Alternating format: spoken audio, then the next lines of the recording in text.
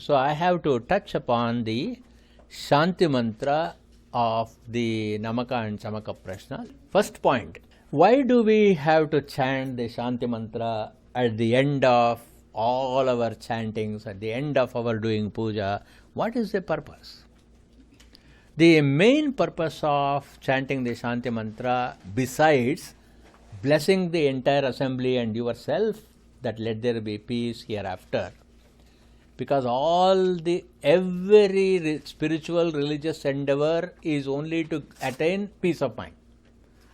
But what happens is, when you have raised your spiritual energy to a certain height in the ritual, in the performance of the yajna, and then especially it will happen if you are also, as you are chanting the mantra, you are also following the meaning, the entire the personality system will be so highly energized.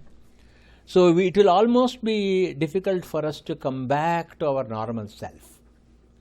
Why we come back to our normal self very quickly is because we are only chanting things by rote. And then, we have learned some mantras, we are able to have a book, and then you are in assembly, you just chant, and then maybe there will be a little bit of an excitement because of satsanga that you are in. But especially if you are chanting, knowing the meanings and then going along with the contemplation of the sages, then the energy will be very, very high. So therefore we have to bring it down so that we can be back, we can participate back in the human life. So therefore Shanti mantra has got to be chanted. And this point I had not mentioned earlier, because it is our own experience that as you chant the Namaka Prashna and Chamaka Prashna, even the body starts heating up, whatever be the ambient temperature we have created, all of us will become very warm, very hot in our body. And then it takes a little while for us to calm down. So therefore Shanti mantra is going to bring us into that state of calmness. So this I especially mentioned because in the Rudradhyaya study that is what happens, and especially after the Rudra Homa and the Chamaka Prashna, the entire Chamaka Prashna is used in Vasordhara. So at the end of that, our body would have become mind, and of course everything would have heated up. So we have to bring it down. So the mantra starts with Ida. So the word Ida has two meanings. One is it is the cow, because the Vedic times were all cow-centered and all derivatives of the cow are used in yajna. But cow, the Sanskrit word cow for the cow is gau. So gau also means Veda mantra. So here we have to interpret Ida as the cow of the Vedic wisdom, and which milks for us the Brahma Vidya. So it milks for us the knowledge of the self. And then as you know, the cow has got 4 udders, and each one of the udders yield milk which nourishes the 2 of them, that is 2 words which is Swaha and Vashat, which are the mantras used in worshipping gods. We have seen this for example, in the Sudarshana mantra. We will say Agnaye Swaha, Somaya Swaha. So Swaha is one of the addressing styles for Devatas. Similarly, Vashat is also how we address Devatas. Shikha Yaivau. So then Swaha and Vashat, 2 of the udders of the cow known as Brahma Vidya, gods are nourished, because even gods need Brahma Vidya. Unless they continue to contemplate on Brahma Vidya, they will lose their divine status also. And for the humans, the word used is Hanta. And for the Pitrus, we use Svadha. Svadha Pitrabhyo. Elsewhere we also get the mantras.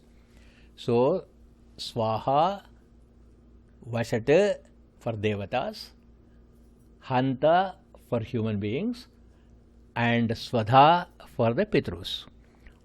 That means the Devatas, the forefathers, and also the human beings, living human beings, all of them are nourished by Brahma Vidya only. And therefore we say, Hey Brahma Vidya, O Brahma Vidya, invoking this Brahma Vidya by chanting Ida, then the entire Namaka Prashna and Chamaka Prashna are the Veda mantras we are talking about here in this particular context, because Ida Devahu is used elsewhere also. For example, we use this in the Nandi Shraddha. Nandi Shraddha means when we are offering respects for our forefathers in all auspicious occasions, not inauspicious occasions, not in Shraddha of the parents, of the forefathers, that means who are already passed and you are doing the annual ceremonies. That's not what I am talking about. In all auspicious occasions such as Namakarana, Vivaha, and in Upanayana, in all those cases we do invoke our forefathers and we offer respects to them in a process called Nandi Shraddha. In that Nandi Shraddha, this mantra Ida Devahu is used. So therefore, here in this context, Ida Devahu mantra is used for invoking Lord Shiva. And after having invoked the Lord Shiva and the Brahma Vidya is obtained, and such Brahma Vidya and the mantras are applied in walk or in speech. So, this speech, what does this speech do? It is called Yajnani.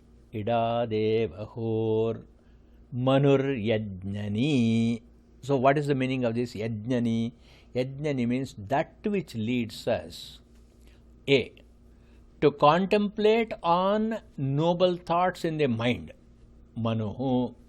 Then physically and in our engagement with the world, it inspires us to do good karmas called satkarmas.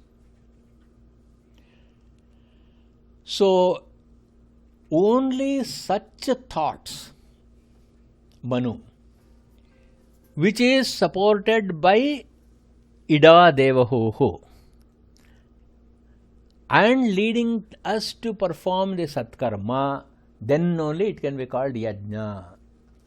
So now look at the new definition of yajna. What is yajna? Where Veda mantras with clear understanding is used to invoke the devatas and then the pitrus and all the like-minded human beings, and then all of us have noble resolve and we are all inspired to do satkarmas. Then only it becomes a yajna. It is not just lighting a fire and throwing things into it. So this is what its mantra is saying. So what is the meaning of Manuhu?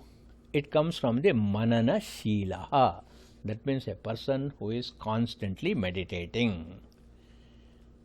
Now next, Brihaspatihi Uktha Madani. Who is this Brihaspati? This Brihaspati is none other than Paramashiva himself. And what does this Paramashiva do? This Shiva do? He becomes the Karma Sakshi, or as Ishvara, he sits in our hearts and becomes a witness to all that we do. You chant the Ida Devahu mantra, and then you will say, I will have Manuhu, good mind, and then we don't do Satkarma. Who is keeping an account of that? Brihaspati, who is in your own heart, is keeping an account. At the end of this mantra, you will be scared even to chant Rudra mantra. Because that's the kind of quality the Veda mantra expects of us. So this karma sakshi uktha madani means may he grant us that sukha. That sukha which can be obtained only by means of satkarma. So please note this. We are all looking for sukha only, isn't it? And we are all looking for good merit and punya. Punyasya phalamicchanti. We like to have punya phala, but we never do anything to acquire punya phala. And none of us want the outcome of papa. But papam kurvanti yatnataha. We go out of the way to do wrong things. How can there be sukha?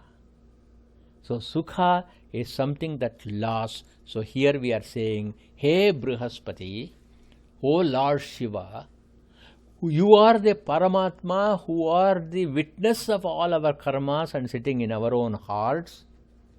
Please continuously inspire us, and whenever we are not doing this Satkarma, warn us and bring us back into our track. And then grant us sukha. And then, so how can we summarize these ideas? Number one, these mantras are divine utterances that invoke God, and their content is Brahma Vidya. Number two, when this is articulated as speech, Vak, then the Devata of Vak, that's why we chant Vagdevi mantra, Pranav Devi. So this Vak mantra, that gives us a momentum. Momentum for what? Momentum towards yajna. And this momentum actually makes us reach our noble desires of having to acquire the sukha. Number three, this is possible only when this Brihaspati or Lord Shiva is continuously sitting in our heart, allowed to sit in our heart, and then we take his grace constantly so that we can do Satkarma. So mantra to give us Brahma Vidya. So it is an intellectual activity. Then you have got the next one is the Vak. Vak is the expression of our emotion. Then the third one is the actual doing the Satkarma. So thus there is a harmony between what you do, what you think, and what you know. All these are embedded in this first mantra. So when does Vak become perfect? When is speech perfect? We have to see what is the essence of speech. So the essence of speech is Vak, is noble speech. Is a nobility hidden in noble speech. So just like the fragrance in a flower, we say that it's a fragrant flower. So where is the fragrance in the flower? Where is the fragrance in the flower? Fragrance is the nature of flower itself, is the quality of flower itself. Like that, a person's walk, speech attains such perfection. So this section is actually giving us Veda Vakya Mahima, resulting in Sukha Prapti.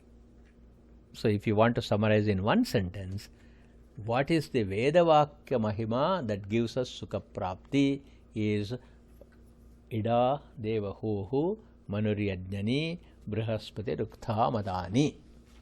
Then Vishve Devaha Shamsishat Sukta Vachaha. Sukta Vachaha means Su-Ukta Vachaha. That means with the words and utterances that are full of auspiciousness. Shobhana Vakya. Shobhana Vakya is Sukta Vacha.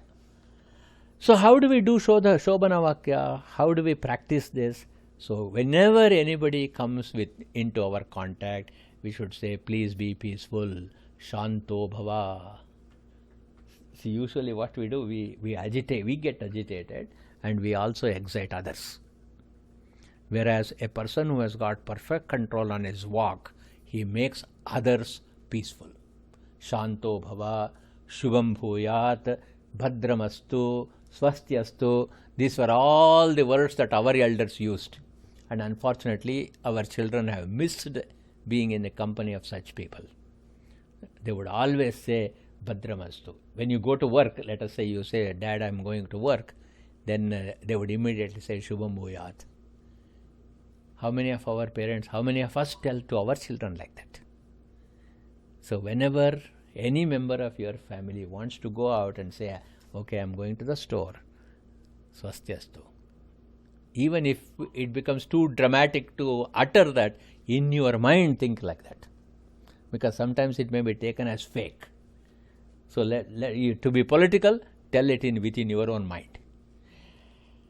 So this, what this does is, it constantly gives us the awareness of the ever-existing grace of God. Isn't it? Is there any moment in our life where there is no grace of God? Any moment? All the time it is there. And therefore, this section is Devatanugraha Prarthana, resulting in Anugraha Siddhi. Then next is He Prithvi Mata Ma Mahimsi. O Mother Earth, please do not hurt me. Why this sudden change in the trend of thought? It is because we cannot exist without this earth. It is only on this earth we have performed yajna. We have taken birth. The maximum part of our body is earth only. Therefore, we are all called, as human beings are called in Sanskrit, as Parthivas. So this is Parthiva Sharira. Parthiva Sharira means made up of sand, made up of mud. Mritiketyeva Satyam. So we have seen that in the commentary of Brahma Sutras by Adi Shankara. So Prithvi can legitimately ask us, why should I not punish you? Why should I forgive you? You are always abusing me. Of what use are you to me? And it's already saying that. Prithvi is already saying that. Then we say, O Mother, do not hurt us. You are the only refuge to us because you are Kshamaya Dharitri. And as our mother, even though we are terrible children, you are always benevolent. As again Adi Shankara says, Kuputro Jayeta Kvachidapi Kumata na Bhavati. Always a bad son, a bad child can be there, but there can never be a bad mother.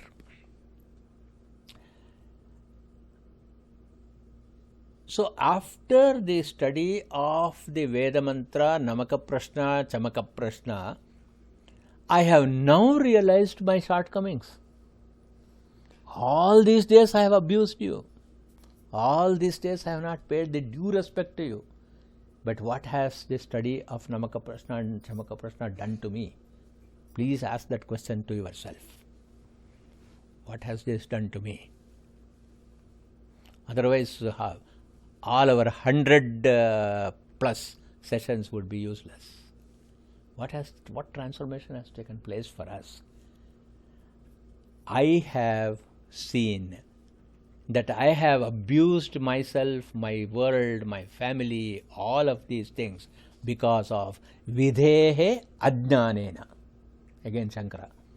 Because I have no idea of what is the right thing to do. Dravina Virahena. I was always after wealth and power and money. Alasataya. Out of laziness. Videya Ashaktyatvat. Incapacity and lack of aptitude to do good things. See how beautifully Shankara articulates, and this is the commentary on this Prithvi Ma Higamsihi. And I have erred Chutihi Abhut. Because Kshamapana also has to take place. Kshamapana, yachana also has to take place. But as a compassionate mother, mahimsihi, please do not hurt me. In future, I promise to change. You make a very solemn promise in Ida Devahu. You know, we promise so many times, isn't it? Tanamana Sabhakaitya. Swami Dayananda Saraswati puts this beautifully. How many times you do Jai Jagdish Hare and say Tanamana Dhana Sabhai Tera and don't even give $1 to the temple? So, therefore, hereafter I am going to change my methodology, my way. So the devotee now says, I am going to take up such actions and such attitude that bring janma sarthakyam. That means the purpose of why I have taken human birth is satisfied. Number one, madhumanishye. Madhumanishye here means I will think sweetly. That is what I have interpreted in so many places. But now I am going to change my interpretation because we have to interpret this word contextually. So what is a contextual interpretation?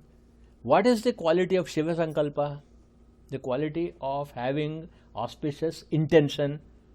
Satyam, Karuna, Maitri, pursuit of Vidya, so that we can get Jnana. So Madhumanishye here means I am going to commit myself to Satya, Karuna, Maitri, Vidya and Jnana for the rest of my life. I will constantly contemplate upon myself to raise my standard. Madhumanishye. Then as a proof of my spiritual growth, Madhuvakshami, Madhuvadeshyami.